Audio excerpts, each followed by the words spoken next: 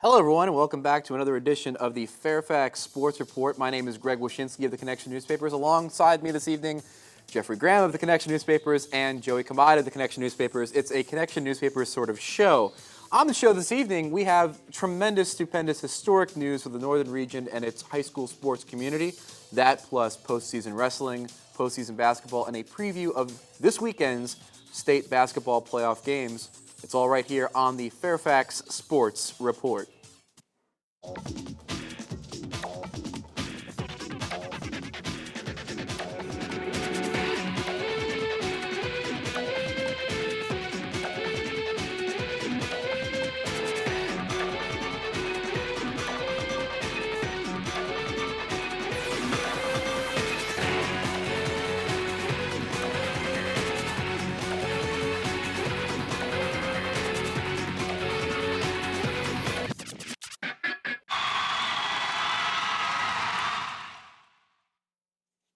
All right, just like the sign said, Fairfax Sports Report. Welcome back, everybody.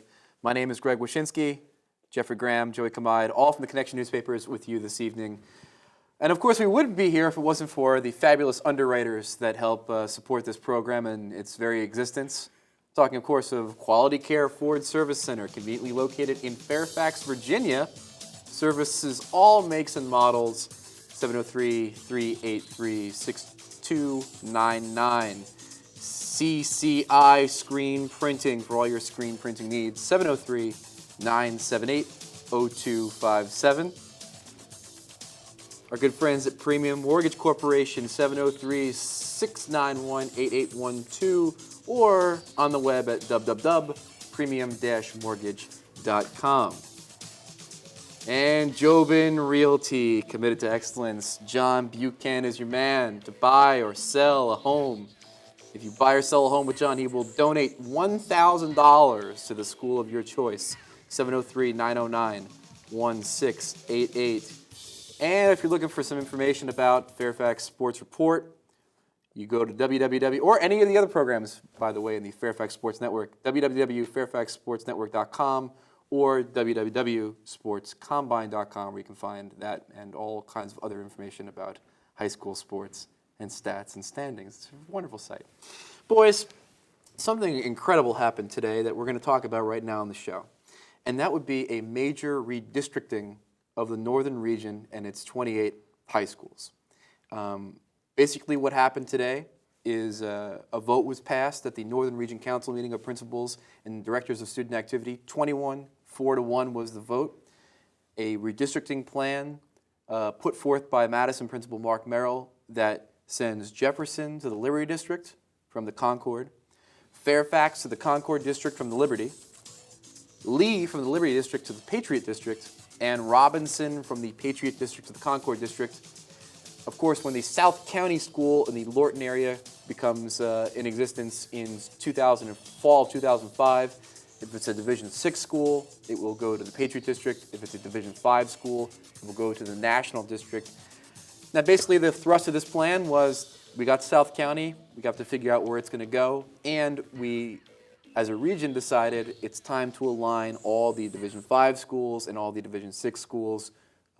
It's a football-based decision, but it's a decision nonetheless. What do you think about it? Well, like you said, it definitely creates balance within the region. Now we have 4 districts of 7, schools apiece. You don't have 6 in one, 8 in another, and they do align the Division V and Division VI schools.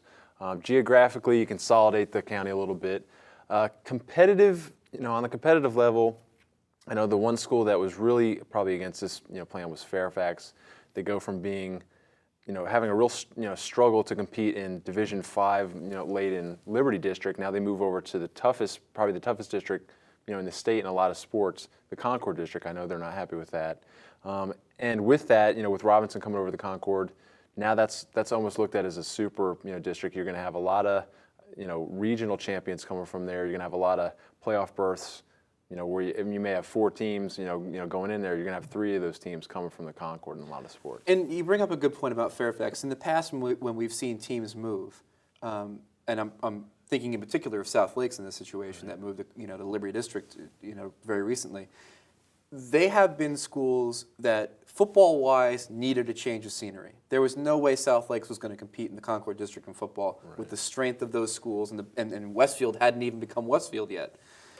Fairfax, if you look at their recent history, really hasn't been successful in much.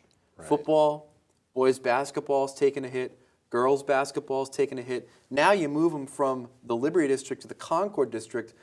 I mean, is this going to be tough love? Are they going to get better as a program just because they're going to get knocked around by these Concord District schools? Or, I mean... Well, they're going to have to, and obviously you're not going to be able to make everybody happy. And in this case, Fairfax is definitely the school that is not happy. But we spoke with lead boys basketball coach Mike Harris today, and he said of his move to the to the Patriot District, where he's going to be matched up with Hayfield, with T.C. Williams, and Lake Braddock twice a year, is simply just need to raise the bar. We got to pick things up and make our program better, and I think that's what the athletic department at Fairfax really needs to look into at this point.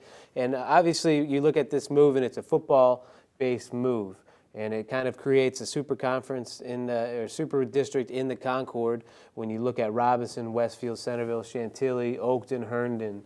That's a very tough district, but I think it also there's some holes that it leaves. If you and we talked about this in the office today, Greg. The trickle down effect that it's going to have on is we're not going to be able to really see until it all happens next school year. I mean, we see what's happening, but one thing that you kind of point at, Lee moving over to the Patriot District in basketball, that all of a sudden now. That you've previously taken South Lakes out of the Concord District. That weakened the district. Now you put Lee into the Patriot District. I think that makes it a very tough basketball district. Then you pull Fairfax, which this year had a 16-year regional tournament streak snapped, and Lee out of the Liberty, and you plug in Jefferson, who's not necessarily a basketball power. That Liberty basketball district, I think, has been severely hit as far as their competitiveness. And it's funny you should bring up Jefferson. I mean, Jefferson's forte, I think, in the last few years has been, track and field and tennis. Would you say? What else? Swimming. Oh, well, swimming too. That's a good point, actually. And actually, from a swimming standpoint, it makes the Liberty better. Right. I think they're going to see that increased competition and really challenge themselves.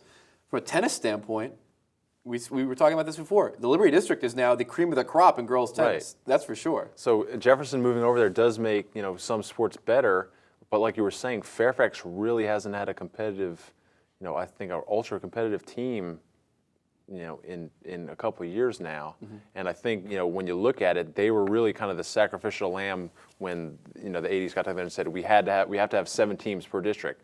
What team's close to the other Concord District teams?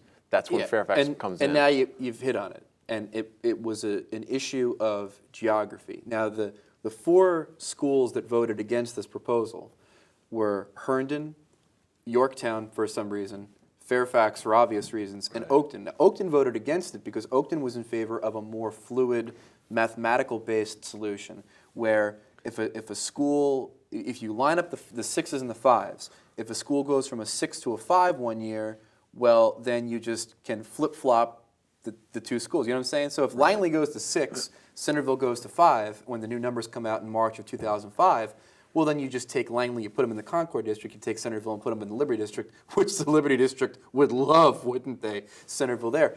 But I kind of agree with that little mathematical standpoint. At the same time, it doesn't really serve the geographic purpose. And that's why this Merrill plan was pretty good. I mean, it did take into consideration that Fairfax and Robinson, from a geographic standpoint, there's no question they're Concord District teams. Lee belongs in the Patriot District to play against West Springfield and Hayfield and teams like that. Jefferson is a heck of a lot closer to these Liberty District schools than they are to, say, Westfield. It makes sense geographically. My question to you is, did it go far enough? Should they have gone back to the hardcore geographic districts where you had Hayfield, Mount Vernon, West Potomac, T.C. Williams all battling each other, where you would have Robinson, Braddock, Springfield, and somebody? I mean, did it go far enough in your opinion, or was it more important to just establish this competitive balance of 6s and 5s? I think competitive balance is definitely a good thing, and and we mentioned that this is basically a football decision, and the reason that it's a football decision is because football is what generates the revenue. It's what puts the uniforms on the back of the non-revenue sports. And granted, the kids that play these sports are just as important as any football player. But when it comes down to it, those gate receipts that they get for these big football games are what pays for a lot of the other things that the athletics departments do. So I think competitive balance and doing the things that are geared towards football was probably the best thing to do. Now, there's going to be a lot of traditionalists. Like, I've lived in this area since 1989. I grew up in the area. I played baseball in the area, and I'm used to, kind of the old-fashioned things. I'm used to coming from Herndon, playing South Lakes twice, and now all of a sudden South Lakes is out of the district, and they're in the Liberty, and then Thomas Jefferson leaves the district and goes to the National District for Football. And now you have this major reshuffling, and the last time you had this major reshuffling, I believe, was 1994. When they created these new districts. Mm-hmm. They went away from the Gunston and the Great Falls and all those. And I think basically what it comes down to is this area that we live in has probably, doubled in size in the last 15 or 20 years? And I think that's what is causing all this shuffling to become necessary. You don't see this happening down with the beach schools, down at Virginia Beach, because they're not growing like they are. So I think the innovativeness of these athletic directors to move with the times as this area is growing and to shuffle these districts, I think they're doing a pretty good job considering the hand they've been dealt. I give all the credit in the world to Principal Merrill for coming up with this plan. I think it's an equitable plan. I give all the credit in the world to Mike McGurk from Robinson for getting the ball rolling and getting this his redistricting proposal out there in the forefront and really created a lot of good debate about the issue. My bone to pick with the process: the new numbers are going to come out from the state in 2005, March of 2005. We will know definitively where some of these schools that are quote-unquote on the bubble right now, where they're going to be, 5s or 6s. Why not wait? Why not wait to see where these teams fall? By that time, you might even know where South County is going to be. Why do it now? Well, I think if you wait, then you're really putting a prime importance on the numbers. And just from a personal opinion, if you base everything on numbers, then you're going to be looking at numbers every 2 years. And at that point, you could say, hey, maybe we should move this team here, move this team here. Then you're going to be doing redistricting pretty much on every 2 years. And I mean, do you really want to have to answer that question every couple of years? I'm not sure that you want to do. Mm-hmm. Of the teams that have moved, who is at the best? Has the best advantage now? Who comes out of this smelling the best, and who comes out of this smelling the worst? Well, that's tough to say. I mean, we mentioned the office. Another thing we mentioned when we were discussing and kicking it around the office today is you can go sport by sport, really, and break that down. Obviously, in a half-hour television show, we don't have the time to do that. But you got to look at Robinson, going over to the Concord District and the opportunity they have to really push their weight around as far as football is concerned, and then have their basketball teams competing and everything else. And I think Robinson might be the one that cashes in on this as much as anybody. Right. I think Jefferson and Lee are probably more lateral moves. Fairfax is the one that's definitely hurt, but Robinson will get to see some of these Concord District teams where, hey, they may have met in the region finals, and maybe they still will, but they'll get that opportunity to see them early on, to see how they match up against them. I'm going to tell you who benefits the most out of this. The football coaches at T.C. Williams, West Potomac, Lake Braddock, West Springfield, Absolutely. Annandale, and Lee, and Hayfield. That's who benefits the most out of this, because the big dog has left the block. It opens up the Patriot District title for anybody next season, depending on how their teams look. But I mean, to take Robinson as a football program out of the Patriot District, put them in the Concord District, now all of a sudden you're talking about a very, very high-quality team from the Concord District not making the postseason because now you've put Robinson in the mix. And that's dangerous because the number 2 team in the Patriot District could quite easily amass more power points than a number 3 team in the Concord District just by virtue of them winning more because they have weaker teams in their district. Although we did see the case this year where Lee at 8-2 had a better. Herndon at 7-3 had more power points than Lee at 8-2. Mm-hmm. So that could be a case. But I think what the football coaches in the Northern Region will do to avoid that situation, and in fact possibly create a situation with what you're talking about, is have all the Division 6 teams play Division 6 teams. That way PowerPoints really don't come into play as much, and have, because Lee obviously didn't have the PowerPoints last year because they were playing all Division 5 schools in the Liberty District. Well, it's a fascinating process. I'm sure this story will continue to play out over the next couple of weeks, and we'll see how things shake out. But the redistricting plan is done. Everything we just mentioned before has been voted. It's been approved. Lock it in unless there's an appeal to the state by somebody. That's what it's going to be come 2005, and we'll see where South County falls. Of course, the other news to come out of the regional meeting today, Dale Rumberger, principal at Westfield, chairman of the Northern Region Council, will be the new principal at the South County High School in Lorton, which is great news for them. He's obviously done a heck of a job at Westfield in a pretty short time. Moving on, state wrestling from this past weekend. Northern Region goes down there to Oscar Smith High School in Chesapeake, comes back with one state title. Peter Russian at 160 for Lee. Lewis Dixon from Robinson, and also Ronnie Mills from Hayfield made the finals. One state title. And Russian didn't even win his district or a region title. That's true. So that is a tough trip for our kids to go down there year after year and have to wrestle in Great Bridge's backyard. One state title was maybe all we were looking at when we sent our kids down there, saying, hey, maybe one kid could win, but like we said before, we couldn't predict a whole lot of winners. It's very interesting how these sports shake out. The Northern Region obviously has been the dominant football region. Wrestling goes to the beach. You figure boys basketball, we haven't won a state championship in 23 years now. It's interesting where the balance of power shakes out in this state. Yeah, absolutely. In different sports. I completely agree. Soccer, hey, we rule, right? Huh? Soccer? And lax. There you go, and lax. Because I don't think the rest of the state has it. It's like us on Albemarle, that's it. Speaking of basketball, which we were just talking about, regional basketball finals this past weekend at the Patriots Center. How are the crowds looking over at the old GMU campus? Well, I think I heard 5,000 at the boys semifinals on Friday, which is a half capacity crowd in the Patriots or half Center. empty for you pessimists in the crowd. And if you're a George Mason University fan, they draw about 3,500 people a game. So the fact that they were able to outdraw what the men's team over at Mason draws is pretty impressive, I'd say. Now, you had a chance to watch the girls' final, West Springfield and Madison, two of the more storied programs in the Northern Region over the past decade. Tell me about the game. What was the key to the Spartans winning the Northern Region title? Well, the key was the defense that West Springfield played on Mary Beth Brown. Mary Beth Brown, two-time All-Region forward, Region Player of the Year last year. 17 points, 14 rebounds in Madison's semifinal win over Westfield on Thursday night, and she was just dominant. And you could tell that the West Springfield coaching staff with Bill Gibson and his staff did an excellent job preparing to guard her. They had Kristen Koonsman on her, but they were constantly sending double team, constantly sending people to help side defense on Mary Beth Brown. A lot of times Koonsman, who at 5'11", was giving up 4 inches to Brown.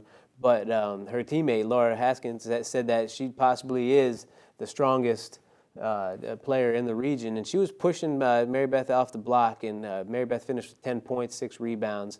And that was her lowest output of the season. And I think really that made the difference in the game. 46-43 was the final score. And you figure Mary Beth Brown gets her usual 15 to 20 points in that game, Madison may win, or has a very good chance to win that game. And talking about Laura Haskins, I mean, you're talking about a player who was hurt last year in regionals, and with her out of the lineup, they lose to Chantilly, I believe it was, right? In the semifinals, They don't even go to states. She comes back this season. She has a great season, comes back healthy throughout the tournament, and of course they win the regional title with her run to the point. You, my friend, watched the Hayfield Hawks and the Southlake Seahawks, the Battle of the Hawks, if you will. And how frustrated were you as a guy who wants to see the best game possible to see the Southlake's injury report before that game? Well, I think Southlakes did a tremendous job to beat Hernan in the semifinals, but late in that game, point guard Ryan Scott hurt his knee on a late game collision with Scott Reynolds. He's averaging 15 points a game, and he is the one guy on Southlakes that can get his own shot. He doesn't need anybody else on the floor. He can create instant offense. And to see him sit on the sidelines before the game, with that knee injury, I asked the Hayfield kids after their 15-point win and said, hey, what were your thoughts when you saw Scott on the bench? He said, that's one less weapon that we had to worry about. And he was the dangerous guy. Michael Freeman and Alex Woodhouse, the two 6'8" forwards for Hayfield, just dominated against Southlake's inside. Freeman had 19 points, 12 boards, and I think Woodhouse had about 7 blocks. So Southlake's had no answer for them inside. Southlake's played as hard as they could, but really talent-wise they couldn't measure up. And in that semifinal loss for Herndon, really a disappointing end for the Hornets. 49 wins in 2 years. They hadn't lost to a team within the state of Virginia. Hadn't lost in the Concord District in 2 years during the regular season, and yet they come away with empty-handed, and not even with the state tournament appearance this year. They won the district title this year, but for some reason the Hornets did not look prepared against South Lakes. I know it's tough to say this, but in the last 2 years, Herndon's 3-0 against South Lakes in the regular season, 0-3 in the playoffs. That's something that's going to stick with that team. You talk about the unluck of the draw. I mean, you put Herndon on the other side of the bracket against Westfield. They're probably coming through. That's true. They beat Westfield 2 games in the regular season, but who knows? Some of these teams can come back to haunt you. Well, that's a team that's out of the postseason. We've got 4 still alive in the state tournament bracket, and that, of course, gets underway Friday night with the Madison girls against Forest Park at Hilton. 7 o'clock is your game time. And, Joey, what's your take on this game? Well, I think Madison's going to really want to reestablish Mary Beth Brown. That combination of her and Lee Campman has been lethal this year, and they had one part of that working against West Springfield. They're going to need Campman running the baseline and working the perimeter, and Mary Beth Brown doing her thing on the inside if they're going to be able to beat Forest Park, who won the Northwest Region Championship. Gotcha. Also, moving on to Saturday night, we have the Virginia State quarterfinals at Robinson Secondary in Fairfax. Beginning at 5 o'clock, West Springfield against GW Danville. This, of course, this game will be taking place right as the old track meet across the street's finishing up. West Springfield probably has to be considered the favorite right now. I have to say, of the teams that are left from our region, is maybe the team that goes on to win a state title this year. Well, 27-1. I know they obviously they haven't lost a game. I think they lost to St. John's, a private school from D.C. It was their only loss of the season. Them and I think Woodrow Wilson from down in Central Region, I believe, is 27-1 as well. So you probably pinpoint those 2 teams as the team to beat in this tournament. Also on Saturday night, the 7 o'clock game, the late game, the back end of the doubleheader. Hayfield versus Hilton. A lot of H's, a lot of Y's. Should be a good game, though, huh? I mean, Hayfield is so tricky. I mean, we saw them in the regional final play out of their minds. Even though they've had a sterling record this year, it just seems like sometimes they're very up and down. Now, my question to you, Mr. Graham, is did that near loss to Yorktown in the opening round of regionals on their home court kind of give them a kick in the fanny and get them going? Oh, it sure did. Woodhouse was saying after the game, we're glad we didn't have practice after that game because the games after that probably would have been easier than a practice Coach Thompson would have had. They played real consistently in their 3 wins, to win out the region tournament. They beat Westfield, Oakton, and South Lakes, 3 of the better teams in the region. And they said, we still need to get better, but if they can play, if they play as consistently as they did in the region tournament, those last 3 games, I think they have to be one of the favorites, to take this, take the state title. Mm-hmm. Well, then that brings us to the next game. Talk about state titles. We have another state quarterfinal. This game is at Stonewall Jackson out in Manassas, South Lakes, and every year there's that team you hear about, and you just don't know until you see them how good they really are. Potomac is that big dog outside the region that everyone's talking about as being a cinch to maybe play for a state title this year. South Lakes plays them 7 o'clock Saturday. What do you think about the Seahawks' chances in this one? Well, Potomac is undefeated, and they come from a region where I don't think the basketball was as strong this year. Potomac was compared a lot to Herndon this year as having a real strong backcourt. And as we know, South Lakes, that's where their strength lies as well. If Ryan Scott doesn't play in this game, if he can't play with a knee injury, their chances of winning, are severely hurt. They do play good defense. They do play hard. But talent-wise, they're not going to be able to measure up like they did against Hayfield. Mm-hmm. A lot of these guys, though, from South Lakes. This is a South Lakes team that went to the state championship game last year, so they do have a lot of postseason experience. That is one thing that's for sure. They're not short of confidence. No. or stature. My question to you, boys, we haven't won a state basketball title on the boys' side since '83, I want to say. Yeah. Can either the South Lake Seahawks or the Hayfield Hawks end that drought this season? What are your predictions? I guess with Hayfield, with those twin towers, you got to look to them. If they can go in and establish themselves inside, and if Jason Evans and Britton Kelly and those guys are able to get score some points on the perimeter, you got to say Hayfield's got a pretty good opportunity. Without Ryan Scott, I don't see South Lakes advancing deep. Probably not past Saturday. I think Evans is the key for Hayfield because the two guys down low are going to command a lot of attention. If he can stay hot, on the perimeter, he scored 19 points in the regional championship game. He's going to be an X factor. And if they can play good defense like they showed the last couple of games, when you play good defense, a lot of good things will happen. I agree with you. I think Hayfield has a ton of weapons, and if they all come together, this could be the year. Although they will have to get past Potomac to get that title. And Charlie Thompson winning the state championship this year, he was the coach of that lead team in '83. That was the last team to win a state championship from this area. That's exactly right. The FSN Hometown Heroes basketball game, the Northern Region Championship Games, Cox Comcast Channel 10, Saturday, 5:30 p.m. And also the FSN Hometown Heroes basketball Virginia AAA quarterfinals. We will have extended highlights of all 4 games Sunday at 7 o'clock. And as always, we're talking about the Fairfax Sports Report. It's the show you're watching right now. Next week, basketball and more. Wednesday 10, Thursday 8, Friday 12:30 p.m. for all of you kids playing hooky. Visit FSN on the web, www.fairfaxsportsnetwork.com. Join our email list and enter to win a free tanning from Sunsplash. Wouldn't that be nice? Just a free tanning of some sort. Tanning your hide. Quality Care Ford Service Center helps underwrite this thing. We want to thank our teammates there, conveniently located in Fairfax, servicing all makes and models, 703-383-6299. CCI Screen Printing, of course, 703-978-0257. And Jobin Realty, committed to excellence as always. John Buchanan's your man. Buy and sell a home with John, and he will donate $1,000 to the school of your choice. And boys, it's a fun time of year. I mean, state basketball is a good time. I got to give props to the good people at Oscar Smith for putting on a great show at the state wrestling finals.